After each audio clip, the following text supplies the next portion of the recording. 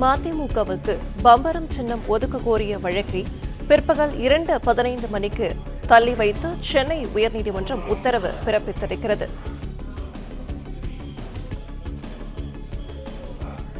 பம்பரம் சின்னம் பொது சின்ன பட்டியலில் உள்ளதா என விளக்கமளிக்க தேர்தல் ஆணையத்துக்கு உத்தரவு பிறப்பிக்கப்பட்டிருக்கிறது.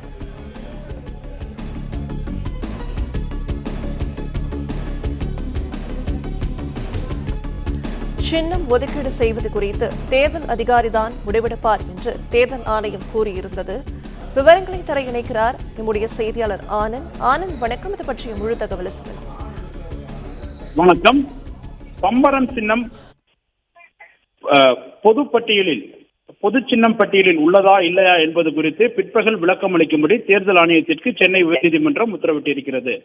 வருகிற மக்களவைத் தேர்தலில் மதிமுகவுக்கு பம்பரம் சின்னம் ஒதுக்க வேண்டும் என கோரி அக்கட்சியின் பொதுச் செயலாளர் வைகோ சென்னை உயர்நீதிமன்றத்தில் வழக்கு தொடர்ந்துள்ளார்.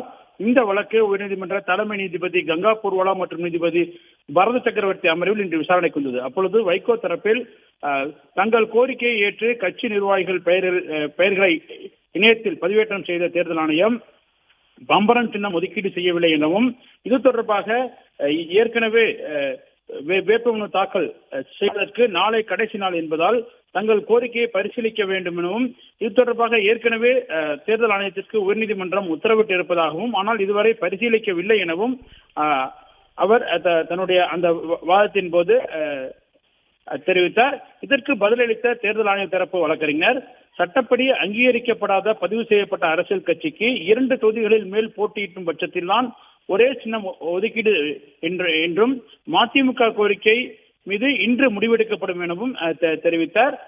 மேலும் இதற்கு 14 ஆண்டுகளுக்கு முன்னர் அங்கீகாரம் பெற்று பதிவு செய்யப்பட்ட நிலையில் மதிமுகவுக்கு சின்னம் ஒதுக்கீடு செய்வது தொடர்பாக சம்பந்தப்பட்ட தொகுதியின் தேர்தல் அதிகாரி தான் முடிவெடுப்பார் எனவும் தேர்தல் ஆணையம் தரப்பில் தெரிவிக்கப்பட்டது. இதனையடுத்து பம்பரம் சின்னம் பொது சின்ன பட்டியலில் உள்ளதா இல்லையா என்பது குறித்து பிற்பகல் 2:15 மணிக்கு விளக்கம் அளிக்கும்படி தேர்தல் ஆணையத்திற்கு நீதிபதிகள் உத்தரவிட்டு விசாரணையை தள்ளி வைத்துள்ளனர்.